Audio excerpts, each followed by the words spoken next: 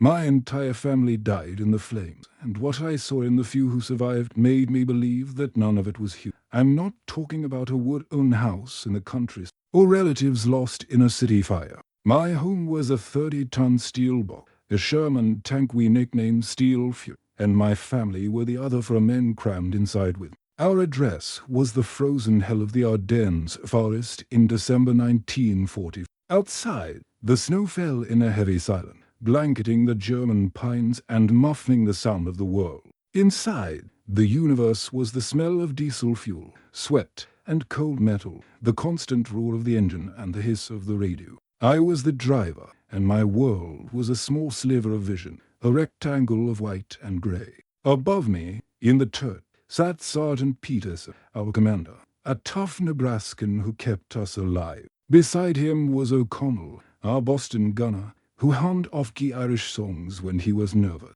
And below him was Miller, the ammunitions man, a kid from Ohio who still had pimples on his face. They were my brother, my only anchor in an ocean of madness. In that white silence, we felt safe, invulnerable inside our metal beams. A lie the war told us before it killed us. The sound wasn't an explosion. It was acrid, deafening, dry, brutal crack, as if God himself had broken a titanium column right next to my ear. The 2-inch steel plate to my left simply disappeared. In its place, a bright orange hole from which a jet of molten metal and chemical fire entered like the devil's claw. The world inside the tank ceased to be sound and smell. It became only light. A blinding white light that blotted out everything, followed by a roar that came from within our own compartment. The air was replaced by a greasy black smoke that burned the eyes and throat.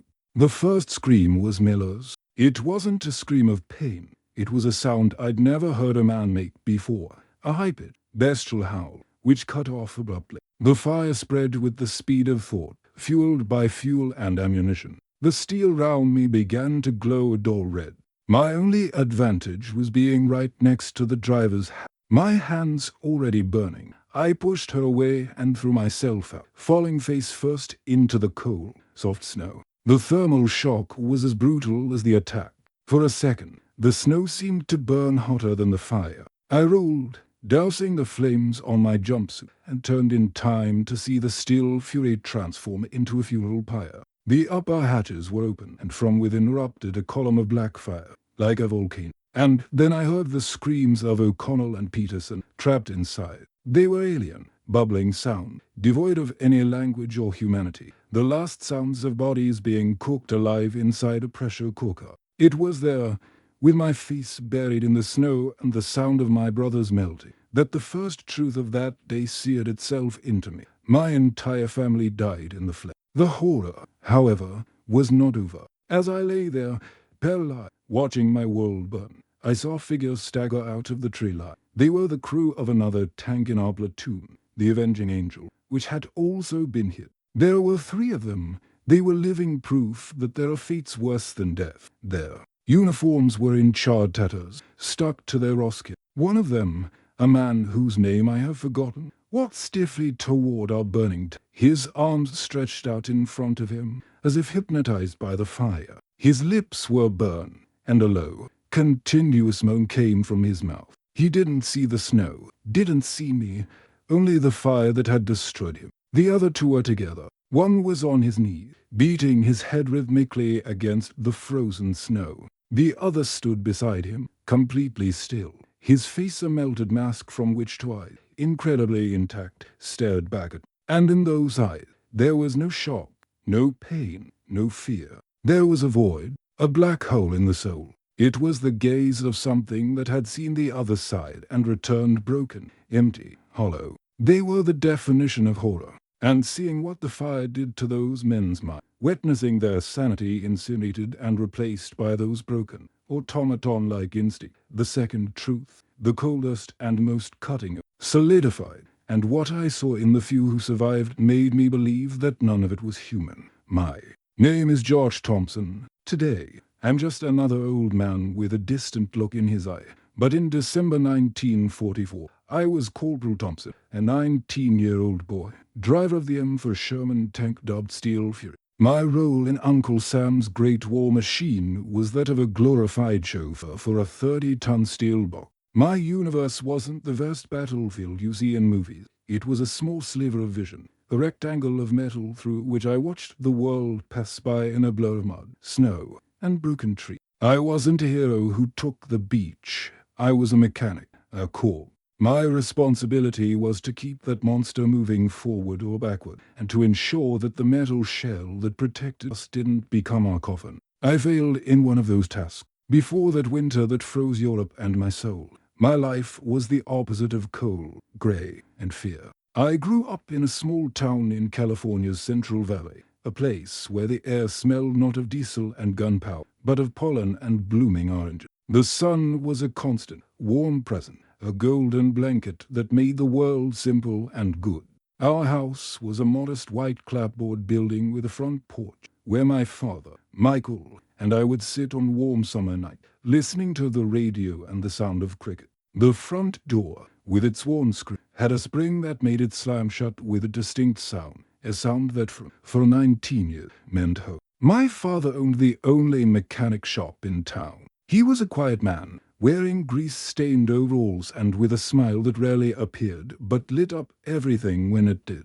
I learned everything I know about engines from him. From a young age, my playground was the cement floor of the shop, among disassembled engines and the strong smell of gasoline and oil. He taught me to feel an engine with my hand, to hear its problems in the way it roared. It was because of him that I became a tank driver. I thought there was some twisted poetry in trading the cars and tractors of California for a Sherman in Belgium. He never wanted me to go, but the day I enlisted, he just squeezed my shoulder with the same calloused hand he used to fix and said, "Do your job and come home." It was his way of saying I love you, my mother. Maria was the heart of that home. If my father was the smell of grease, she was the smell of cinnamon and cornbread. She was a small woman with immense strength, managing the house, the garden, and all our worry. Her food was the cure for everything. A scraped knee was cured with a slice of her apple pie. A bad day at school was forgotten with a plate of fried chicken on Sunday. The clearest image I have of her is in the kitchen, her hands floured, humming along to Glenn Miller's voice on the radio.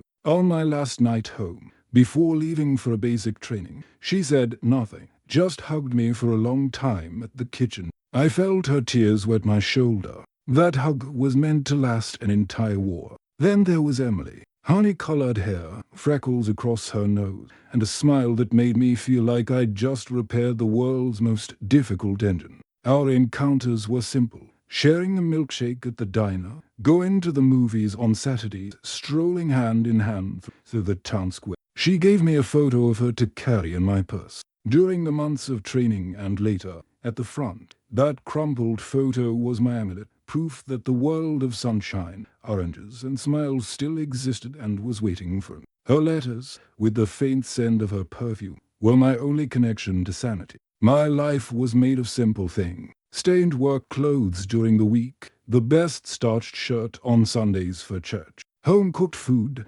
plentiful and warm, in contrast to the cold, canned rations we ate inside the tank, tasting metal and fear. My friends were the boys I grew up with, the ones I played baseball with on the dusty fields and dreamed about the future. We all went to war together, scattered across Europe and the Pacific, an entire generation torn from our simple lives. When I boarded the train to leave my hometown, I saw my father, mother, and Emily on the platform. My mother wept openly. Emily smiled, but her eyes were filled with tears. My father stood stoically, his hand in his pocket, just nodding. That nod was the last time I saw him. Inside the steel fury, in that inhuman cold, the four men with me became my new family. Peterson was the father figure, the sergeant who guided us with his calm. O'Connell and Miller were the brothers I never had. The smell of oil inside the tank was a distorted, sickening echo of my father's workshop.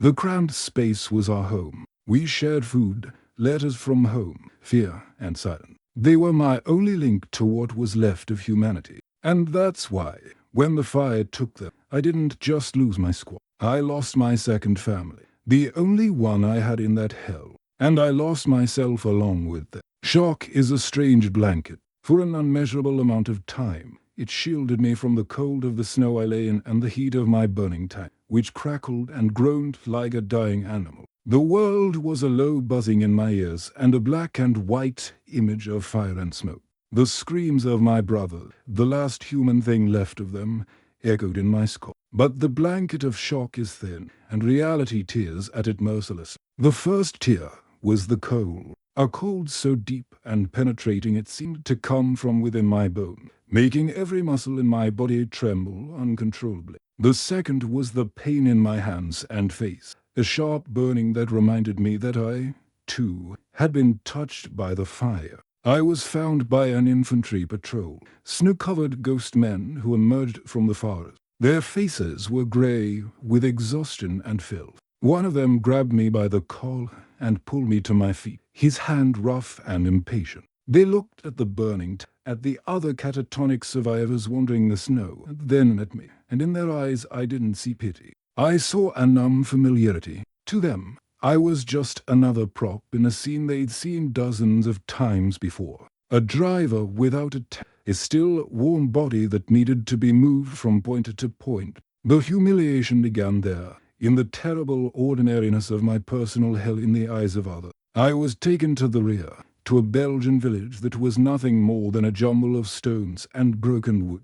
The command post had been set up in a church with a hole in the roof, through which snow fell in lazy flakes onto the wooden benches. A doctor, with dark circles so deep they looked like bruises, cleaned my burns with rough gauze and applied a yellow ointment that smelled of sulfur. He didn't say a word. His movements were mechanical, efficient, as if he were repairing a machine, not treating a human being. I was a broken cog in the war's assembly line. The true injustice, however, came in the form of a lieutenant. He was clean, immaculately clean. His uniform was pressed, his cheeks rosy and clean-shaven. He smelled of soap and hot coffee. He sat across from me at a makeshift table with a notepad and pen, while I shivered under a thin blanket, reeking of smoke, diesel, and burnt flesh. He didn't ask how I was. He didn't offer a word of condolence for the loss of my crew. He began his interrogation. "Corporal Thompson," he said, his voice clear and emotional. "I need a report. What hit you?" I stared at him, trying to get my mind working. Images of the fire, the scream, the survivor's empty face all swirled in my head. I don't know, sir. It was quick, a flash. He sighed, a sound of pure impatience. "Think, Corporal. Was it an 88mm gun? A Panzerfaust? At what distance? What was your position in the column?" The questions were like punches. Each one reduced my family's horrific death to a ballistics equation. They weren't Peterson, O'Connell, and Miller. They were the crew. The Steel Fury wasn't our home. It was the M4A38 armored asset. Their death wasn't a tragedy. It was an equipment failure to be analyzed. I drove as the sergeant ordered. I stammered. The worst part came next. The lieutenant leaned forward, his cold eyes assetting me. "4 men dead, Corporal. And you walked away virtually unharmed. How do you explain that?" The question hung in the chilly air of the church, laden with a quiet, venomous accusation. He wasn't asking how I survived. He was asking because we, and not them. In that moment, my survival became a source of shame. I felt my face burn, not from the fire, but from humiliation. I was the driver. My job was to get them out of danger, and there I was, alive, while they were ashes inside a metal To that lieutenant, I wasn't a lucky survivor. I was a suspicious anomaly in his report. After he finished taking his useless notes, I was dismissed with a way. No one assigned me a place to sleep.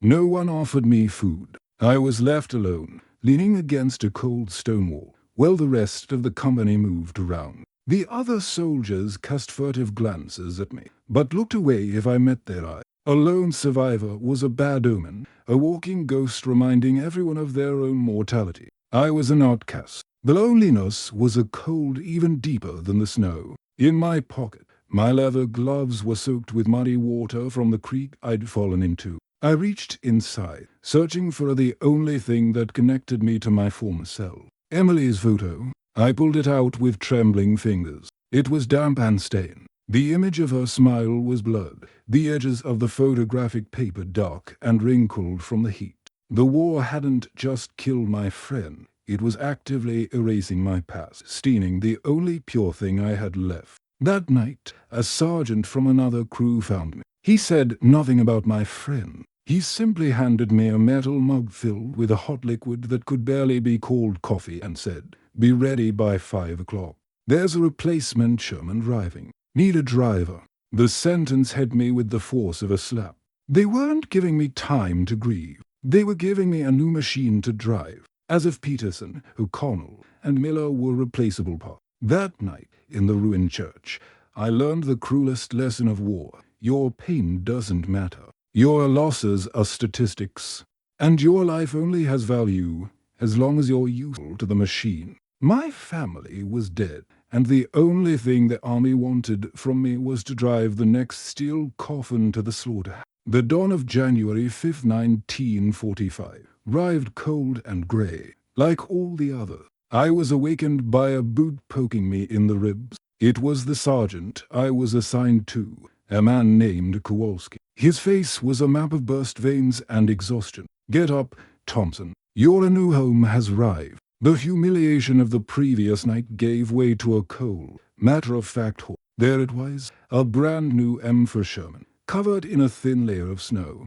It wasn't the Steel Fury. That name, which we had painted so proudly on the side of the gun, was now somewhere halfway to hell, a heap of twisted metal and ash. This new tank had no name. It had no soul. It smelled of fresh paint and raw metal, an industrial smell that turned my stomach. It was the smell of a new coffin. The crew was already there, inspecting the vehicle. They were all replacement, like me. A commander, Sergeant Kowalski, who eyed me with a suspicion I could physically feel. A gunner named Bishop, who chewed tobacco incessantly and spat brown juice into the snow. And a loader, a frightened boy named Hayes, who couldn't have been more than 18 and who flinched every time an explosion rang out in the distance, no matter how distant. They weren't my family. They were for strangers with whom I was chained, waiting to die. When I entered the driver's compartment, the smell of oil and cold metal transported me back. I closed my eyes, and for a second, I could hear O'Connell's laughter, could feel Peterson's hand on my shoulder. I opened my eyes. There was only tense silence and unfamiliar faces. War, I realized, didn't get worse just with more fire and more death. It got worse with loneliness, with the annihilation of every little bond that kept you human. Our first mission together was a silent disaster. We were to support an infantry advance near a small town called Bastogne. As soon as the engine roared, my entire body stiffened. Every bump the tank made on the icy road was the impact of an enemy shell. Every crackle on the radio was Miller's scream. Kowalski shouted orders into the intercom, his voice filled with nervous aggression. "Faster, Riley. We're not on a Sunday." But my hands were sweating inside my glove, my feet barely responding. I saw ghosts of German tanks behind every tree. Communication inside the turret was chaos.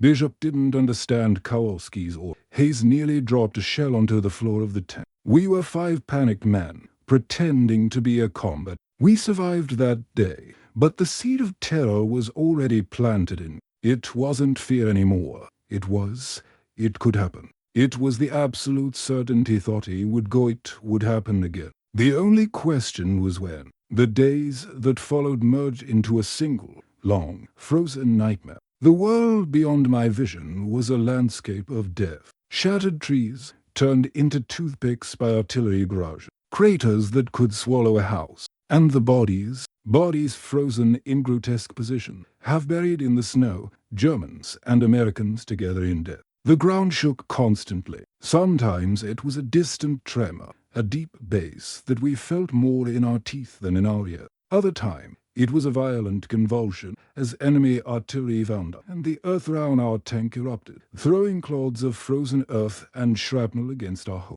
The sound inside the tank during a barrage was hell. Each shrapnel impact sounded like a giant's hammer, a sharp, metallic sound that seemed to shatter our. We stayed inside, huddled, helpless, praying that the next bullet wouldn't have our name on it. The smell was the worst. War has a smell that never leaves you. It's a mixture of broken pine, Burnt gunpowder kadite. The sour dampness of frozen mud, sweetest and most horrible of all. The smell of rotting human flesh, even in the cold. And inside the tank, there was our own smell. The stench of 5 men who hadn't bathed in weeks. The smell of sweat, fear, cold rations and cigarette smoke. We were rotting inside and out. One afternoon, as we were making our way down a narrow road, we saw it happen. A tank in front of us, about 200 meters away. There was a flash in the forest, and instantly, the Sherman's turret flew through the air, spinning like a coin, before landing in the snow with a dull thud. The hull exploded in a ball of fire, just like mine. I saw 2 figures emerge, human torches, running and screaming before collapsing. The other 2 simply vanished. Kowalski yelled into the radio. Bishop began firing the machine gun in the direction of the flash. But I froze. I wasn't in Belgium anymore. I was back on that first day, watching my home burn, hearing my brother scream. My whole body began to shake violently, my hands slipping from the control. Only Kowalski's furious shout in my ear brought me back. Thompson, return, now. It's funny, saying this out loud after so many years. It's as if every detail was etched in fire, like a friend's name on a memorial. Each of these scenes, each face, each life, deserves to be remembered. That's why I tell these stories. If you believe these memories matter, that these men's stories deserve to be heard, consider giving this video a like. It's a silent way of saluting those who didn't return, a way of saying they haven't been forgotten. Subscribing to the channel is like joining our vigil to ensure that the echo of their voices and sacrifices never completely fades. After that day, the crew began to treat me different. They already knew I was a sole survivor. Now, they had seen with their own eyes what it had done to me. The silence inside the tank grew heavier. The looks they gave me were a mixture of pity and fear. They saw me as a cursed man, a psychological time bomb that could explode at any moment and take them all. Kowalski began to threaten, saying that if I froze again, he would remove me from that seat and throw me into the infantry. Loneliness became my only constant companion. I began to hallucinate. In the middle of the night, inside the dark tank, I would hear Peterson's voice giving me comfort. I would see Miller's face smiling at me in the periscope's reflection. The line between past and present, between the dead and the living, was blurring. The horror was no longer just what was outside, it was what was growing inside me. I was beginning to see the inhumanity everywhere. In the empty faces of the German prisoners, in the eyes of the Belgian civilians who had lost everything, in the faces of my own comrades, who were becoming harder, colder, more silent by the day. And I felt it within myself, an ominous, a void where once there had been fear, then sadness. Now, there was almost nothing. I simply carried out my duty, driving, stopping, shooting, retreating. I was part of the machine. The escalation of horror reached its peak a few days later. We were crossing an open, muddy field when the left track of our tank sank into a mortar hole hidden by the snow. With a metallic crack, it snapped. We were immobilized, a sitting duck in the middle of a firing rain. Before Kowalski could even finish cursing, the first artillery shell whistled and exploded 50 meters away, covering us in mud and shrapnel. And then all hell broke loose, a concentrated bite, with the sole purpose of wiping us off the face of the earth. The world became a symphony of whistles and explosions. The tank shook with each close impact. Inside, panic took hold. Hayes, the boy, began to cry, repeating, "We're all going to die." Bishop prayed aloud, and Kowalski, the tough commander, shouted meaningless orders into the dead radio. And all of them, amid their panic, looked at the sole survivor. In their eyes, I didn't see a comrade. I saw my reflection as an omen, an angel of death. They weren't just afraid of the enemy. They were afraid of me, of my curse. And they're trapped in that steel box. As the world exploded outside, the true horror revealed itself. It wasn't death that scared me most. It was reliving that nightmare, over and over, trapped with strangers who hated me, waiting for the fire I knew would come. The world inside our immobilized tank had become pure sound and vibration. Each artillery explosion outside was the thud of an invisible hammer against the hull. a sound we not only heard but felt in our teeth, in our sternum, as if our skeletons were tuning forks tuned to the frequency of death. The panic of the others was a suffocating thing, a sour odor of sweat and fear mingling with the smell of cordite seeping through the crack. Hayes, the boy, was crying openly now, huddled in his position, a pathetic, childish sound that was almost more unnerving than the explosions themselves. Bishop, the gunner, recited the Lord's Prayer in a rapid, desperate murmur, and Kowalski, the commander trying to maintain a facade of authority, shouted into the radio to a god who, like headquarters, wasn't listening. And I, in my driver's seat, was detaching myself from reality. The tank's tremor wasn't from 20 minutes ago. It had been weeks. The smell of panic wasn't theirs. It was Miller and O'Connell's. I was in two places at once, trapped in a frozen mud trap with strangers who despised me, and reliving the last seconds of the fury of steel. The survivor's curse isn't just remembering, it's reliving. Memory isn't a movie you watch. It's a cell you're thrown into over and over again. And then, as suddenly as it had begun, the bombardment, the silence that followed was heavier and more terrifying than any explosion. It was a silence that held a question. We were alive. Hayes's cries turned to gasping sobs. Bishop's prayer stopped mid-sentence. The only sound was the static of the radio and the ringing in my ears. Damage check. Kowalski barked, his shaky voice betraying his relief. Hayes, see if you can get a tool and unblock that track. Thompson, keep the engine running. If he dies, we're frozen in here. For a brief, illusory moment, military routine replaced panic. There was a task to be done, a problem to be solved. Maybe we would have survived. Maybe the curse had taken a break. But war never gives you hope without a cruel purpose. The silence wasn't the end of the attack. It was the preparation for the coup de grace. It was then that I heard a new sound, a sound that turned the blood in my veins to ice. A rhythmic, metallic creak. The unmistakable sound of a heavy tank's tracks moving slowly over the snow. And it wasn't one of us. Enemy in sight.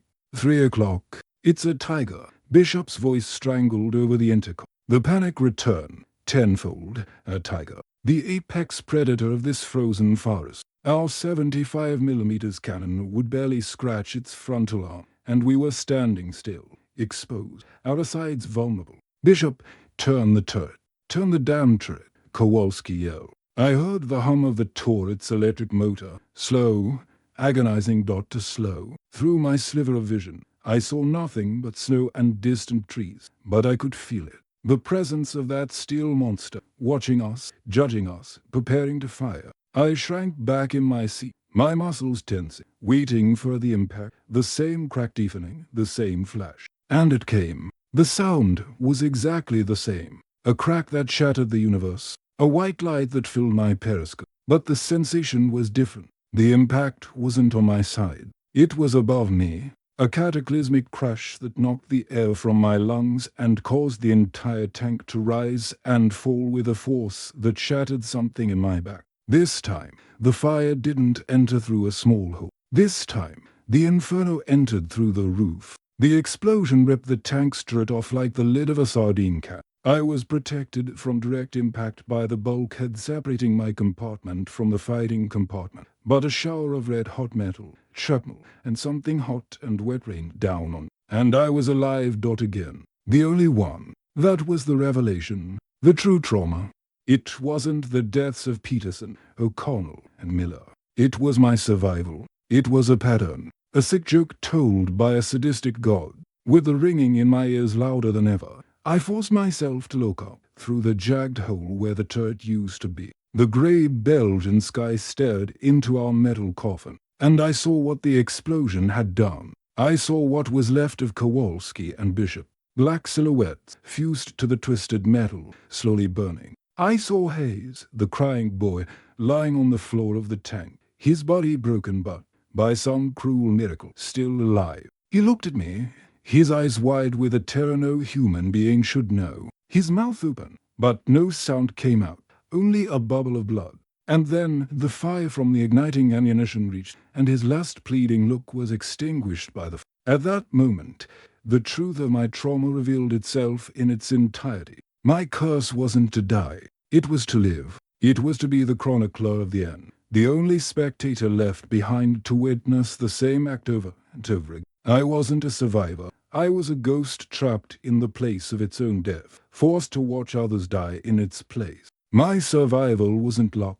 It was my sentence. As I stood paralyzed by this epiphany of horror, a German helmet appeared at the edge of the hole above me. A young, soot-covered face peered, his eyes widening at the sight of me there, alive. Before I could react, he threw something inside. A hand grenade. Instinct, the only thing still functioning, screamed louder than my desperation. I threw myself out of my hatch, landing awkwardly in the snow, just as the grenade exploded inside with a hollow, final thud. The world spun, and a searing pain blossomed in my leg and back. Shrapnel. I was wounded. The physical pain was almost a relief, a distraction from the agony of my soul. Lying in the snow, bleeding, I watched my second home burn. The sound of ammunition cooking inside, the small explosion, the creaking of metal twisting. It was a perfect repetition. To Cruz, 8 men. All dead, and there I was, the common denominator, the only constant element in the equation of death. I felt nothing. No fear, no sadness, no relief. Only a deep, cold emptiness that not even the tank's fire could warm. The revelation didn't free me. It condemned me, showing me that my trauma wasn't a memory. It was my future. The pain in my leg was the anchor that kept me from floating away into nothing. It was a hot, throbbing pain, contrasting with the chill of the snow already beginning to seep through my torn overall. The sound of my second tank burning was a devil's lullaby, familiar and eerie, the ammunition exploding inside in a macabre pop. Lying there, I could hear another, more terrifying sound, the low, powerful roar of the Tiger's engine, somewhere in the haze of smoke and snow. It was hunting, and after it, the infantry would come, the wolves that follow the jackal, to scavenge what was left. I was what was left. Again. A wounded lump of flesh, waiting for the final blow. A cold, clear thought cut through the fog of pain. Move or die. Dying seemed easy, a welcome relief. But something deeper, an animal instinct I despised, took over. With a groan that tore from my throat, I began to crawl. The agony of moving my injured leg was indescribable. Every inch was an odyssey of pain, leaving a dark red trail in the pristine snow. I was a broken worm, crawling away from the light, toward the shadow of another wrecked Sherman's hole some 30 meters away. That hole was the only island of relative safety in an ocean of white death. The 30-meter journey had lasted a lifetime. The world was the smell of snow and blood, the sound of my own heart pounding wildly in my ears, and the monumental effort of pulling my useless body. I could hear voices now. German, short, guttural. They were close. Finally, I reached the wrecked, collapsing behind its metal track, my body shaking with exertion, and I was hidden, at least for now. That's when I realized I wasn't alone. Huddled in the shadow of the hole was another American soldier. His jacket was torn and bloodstained, but he was sitting with his back to the metal, which meant he probably wasn't seriously injured. And then he turned, and my blood ran cold. His face was covered in soot, but his eyes, they were the same eyes I'd seen in the survivors of the Avenging Angel. They were empty well, devoid of thought or fear, just and infinite. He was rocking back and forth, a rhythmic, gentle motion, and making a sound. A low hum, a monotonous moan that came from deep in his chest. It was the sound of madness, the sound that would kill us all. The German voices were closer. There were 2, maybe 3. The soldier's hum was like a beacon in the silence of the snow. Panic gripped me. I slid toward him, ignoring the searing pain in my leg.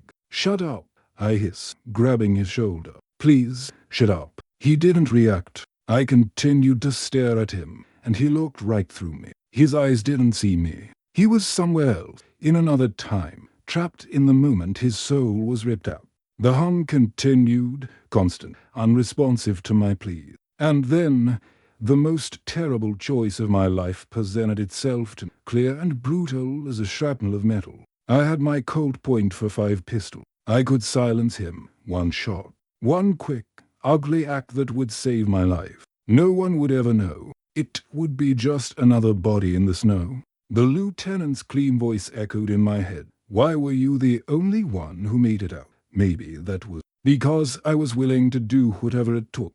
Because war had emptied me of everything except my instinct for survival. I would become the inhuman thing I so feared in order to live. My hand went to my holster. My fingers touched the cold grip of the pistol. The soldier continued to hum. I looked at his empty face, at the drool dripping from his chin, and what I saw wasn't danger. I saw myself. I saw what I was one step away from becoming. At that moment, a shadow fell over us. I looked up. A German soldier stood 10 meters away, the barrel of his MP-40 rifle slowly rising toward us. His eyes widened slightly as he saw us. Time stood still. That second stretched into an eternity. In my mind, I saw Emily's face, my father's smile, my mother's hand. I saw Peterson, O'Connell, and Miller, not burning, but smiling at me, as they had before. And I made my choice. I don't know why. Maybe it was defiant. Maybe it was the last spasm of a California boy who was already dead.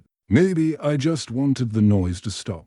In a single fluid motion, I didn't shoot the soldier beside me. I grabbed him by the collar, pulling him down with me, covering his body with mine. At the same time, I drew my pistol, pointed it at the German shadow, and pulled the trigger. Once, twice, 3 times. The recoil of the .45 shook my arm. The sound of the bullets was deafening. It was the most futile and most human act I had done in the entire war. I wasn't trying to survive. I was trying to protect a ghost. The world exploded in sound and pain. The German's rifle spat fire. I felt a violent impact on my shoulder, a sledgehammer blow that stole my breath and threw me sideways. Another shot tore through the air near my head. I fired again, into nothingness, into the snow, into the sky. More Germans were screaming. I heard the sound of an American automatic rifle, a bar, coming from my right. Someone was firing back, but I no longer cared.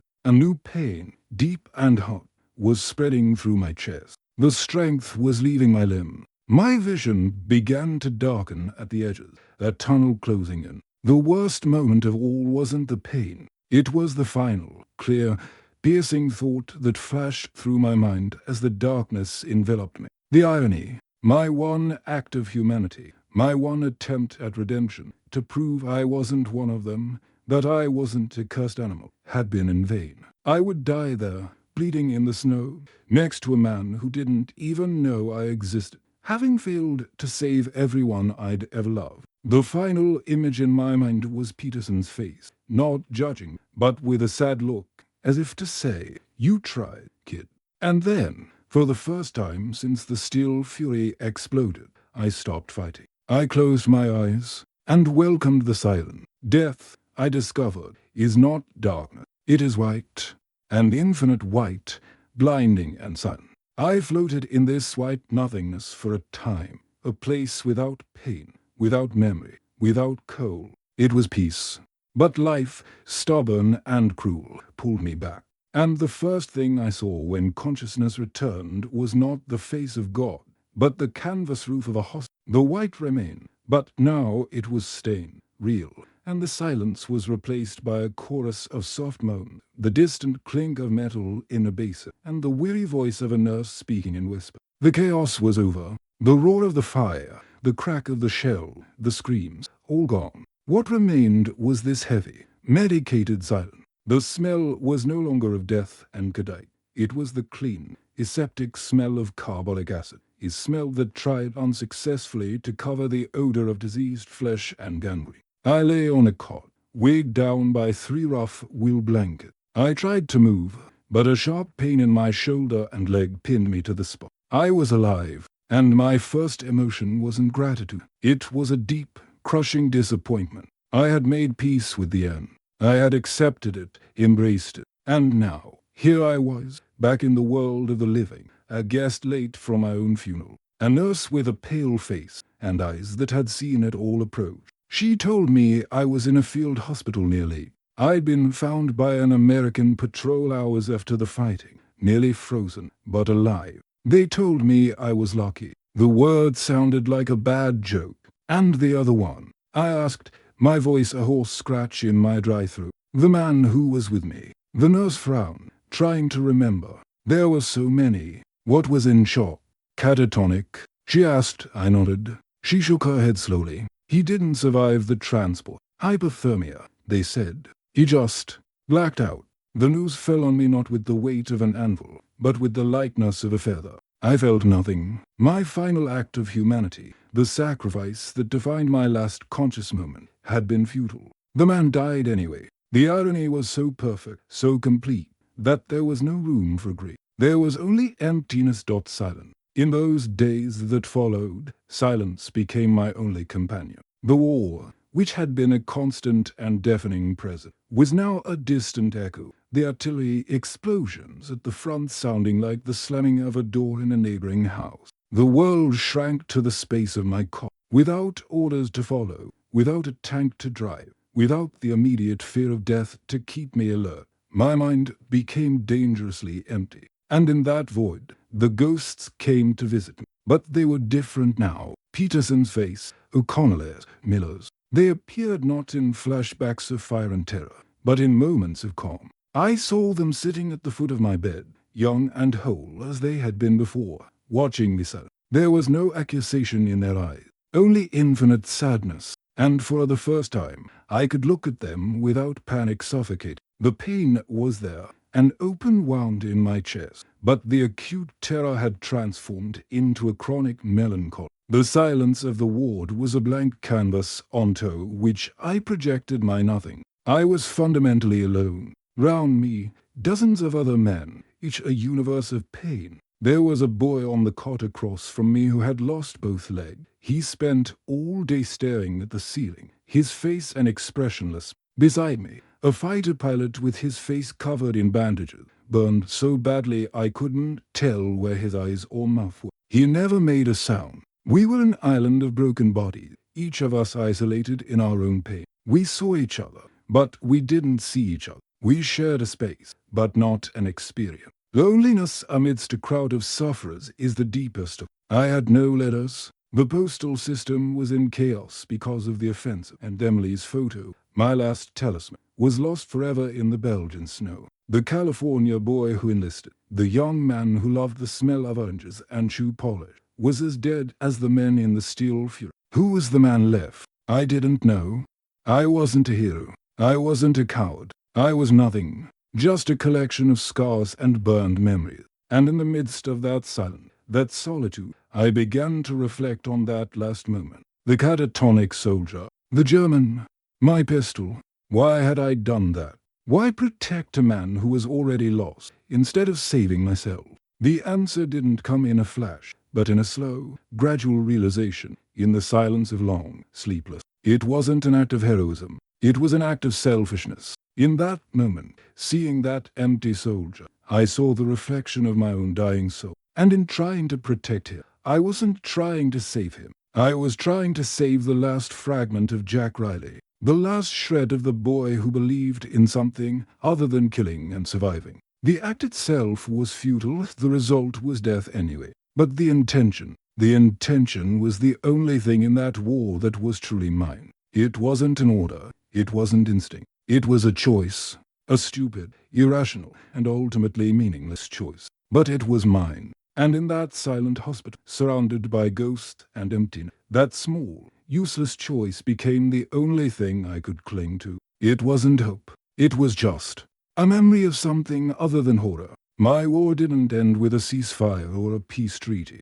It ended with the paper tag tied to my wrist in a hospital in England. C.P.L. Thompson, J. Multiple shrapnel wounds. Combat exhaustion. Combat exhaustion was such a delicate euphemism for a soul that had been crushed, burned, and frozen. I was officially classified as a broken piece of equipment, useless to the war effort, and ready to be sent back to the factory for repairs that could never be completed. The journey home was the war in reverse. On a slow train through devastated France, I watched the flow of the war machine moving in the opposite direction. Truckloads of young men, their faces rosy and their eyes filled with a terrible innocence, headed east toward the front I was fleeing. They laughed, smoked, shouted jokes to each other. Looking at them through the dirty train window, I felt neither envy nor contempt. I felt a deep, cosmic sadness. I was a ghost traveling through time, seeing myself months before, and I knew what awaited them. I knew the smell that would soon permeate their clothes,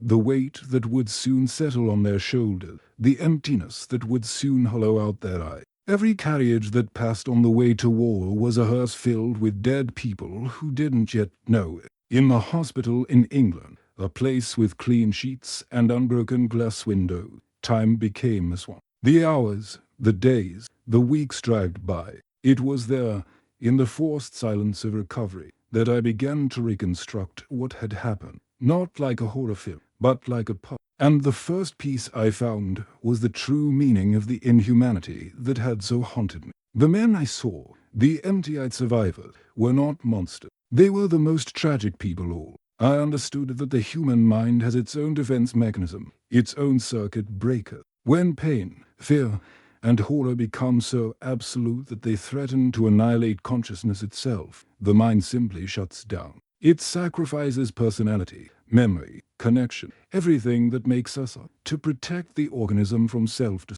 Those men had not become animal. They had become sanctuary. Their souls had retreated to the only impenetrable citadel they had left, leaving their bodies behind like an empty fortress. The lesson about death became clear. Dying like Peters, O'Connell, and Miller, quickly and terribly, was a blessing. The true curse of war was reserved for the survivors, for those of us condemned to carry the ghost, to live with the echo of their scream, to walk the world of the living with our souls trapped in fire. And my friend, my family from the fury of steel. The guilt of their death was a crushing weight. I was the driver.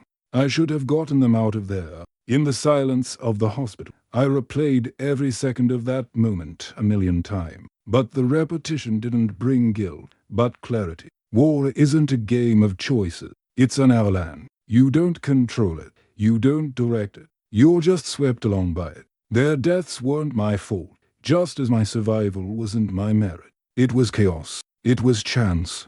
My feelings of guilt then slowly began to transfer. The pain didn't lessen, but its nature changed. It stopped being a poison that ate away at me and became a duty. A sacred duty. I was the only one left to remember. To remember how O'Connell hummed off key. To remember how Peterson cleaned his glasses before giving an order. To remember the frightened but determined face of the Miller boy. If I allowed myself to sink into nothing, if I joined the empty-eyed men, their memory would die with my survival, which I had seen as a curse, became my responsibility. Catharsis, true purification, came when I stopped asking myself because he survived and started to wonder for what. This took me back to the snow, to the catatonic soldier, to the German. My final act, the useless act. For weeks, it seemed like definitive proof of the absurdity of it. But slowly, a new perspective emerged. War has its own perverse logic. Your life is worth more than your enemies, and survival justifies any. Abandon the wounded, silence the threat, save yourself. This is the law of the jungle to which war reduces us. By pulling that soldier down, by shielding him with my body, I broke the law. It was an act of rebellion, not against the German, but against war itself. In that moment, I was not Corporal Riley, an active duty soldier. I was Josh Thompson, a kid from California who saw another human being in trouble and fought back. The outcome of my action was irrelevant. The soldier died anyway. I almost died.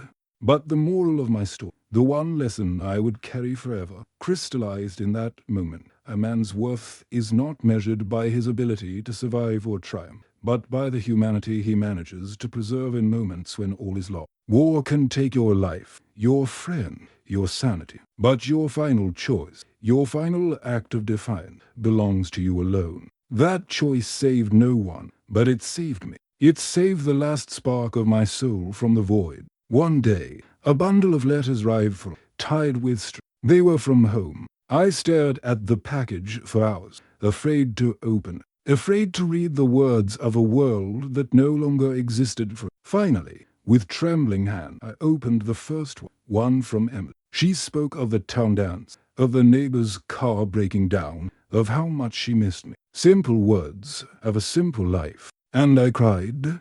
I cried for the first time since it all happened. Not sadness, but a connecting pain that reminded me that the world of sunshine and oranges still existed. And I understood that my duty wasn't just to remember the dead.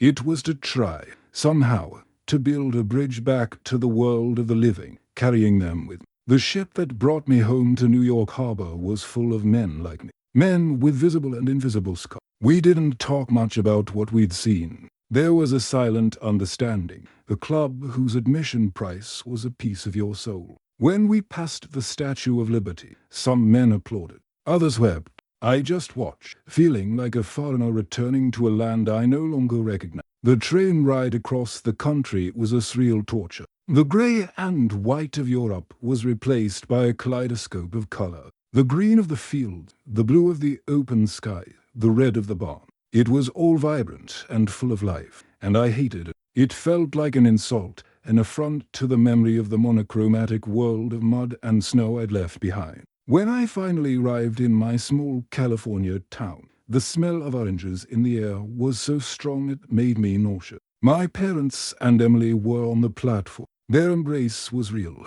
the warmth of their bodies undeniable, but I felt like a ghost. They were embracing a uniform, the idea of a son and boyfriend who had gone to war and returned a hero. They couldn't see the emptiness I carried inside, the snow that never melted in my soul. I tried to get back to life. I went back to work in my father's shop. The smell of oil and metal, which had once been the scent of home, now instantly transported me to the claustrophobic interior of a Sherman. The sound of a wrench dropping on the cement floor made me jump. One day, a car down the street had an engine failure, and the exhaust erupted with a dry whoosh. In a second, I was on the ground, behind a tire, my heart pounding in my throat, my palm. My father and the customers looked at me with a mixture of pity and embarrassment. I could never explain it to them. How could I describe the sound of an 88mm shell-piercing steel? How could I make them understand the look in the eyes of a man whose soul had been burned? They talked about the future, about marriage, about buying a house. And I listened, but my words seemed to come from far away. I was living a double life. During the day, I was Thompson, the mechanic. But at night, in the darkness, I was Corporal Thompson, the only survivor. I closed my eyes and didn't see the ceiling of my room. I saw the inside of a burning tank. I've kept all their names: Peterson, O'Connell, Miller, and those of the second crew: Kowalski, Bishop, Hayes. These are names I repeat to myself in the silence of the night. A litany, a prayer. Every soldier carries names like these, of men who became more than brothers and became ghosts. Perhaps you have names like these in your own family, of grandparents or great-grandparents who fought in some war and returned. Different people who, like me, seemed to be here, but whose gaze was always else, in another time. I'd like to know, whose name do you insist on remembering? Leave it in the comment, not as a sad tribute, but as an act of defiance. It's a way for us to say, together, that they still matter, that their memory still weighs heavily on the world. I married Emily. We had children. I taught them to fix cars and be good men. I built a life on the ashes of the old one. I learned to smile again, to laugh at a joke, to feel the warmth of the sun on my skin and be grateful. But the war never truly ended. It only receded, becoming a chronic pain instead of an open wound. Every night before I sleep, I look in the mirror. I see an old man's face, with wrinkles and white hair. But the eyes are still those of a 19-year-old boy, sitting in the snow, the smell of smoke in his nostril. The body did return home. It received hugs, built a life, watched the sun rise and set for decades. But the truth is, Corporal Thompson never left Belgium. He is still there, frozen in time, watching over the wreckage of a burning tank, waiting for his brothers to return. And sometime, on the quietest night, when the world sleeps and the ghosts sit beside me, I wonder which one of us is the real ghost.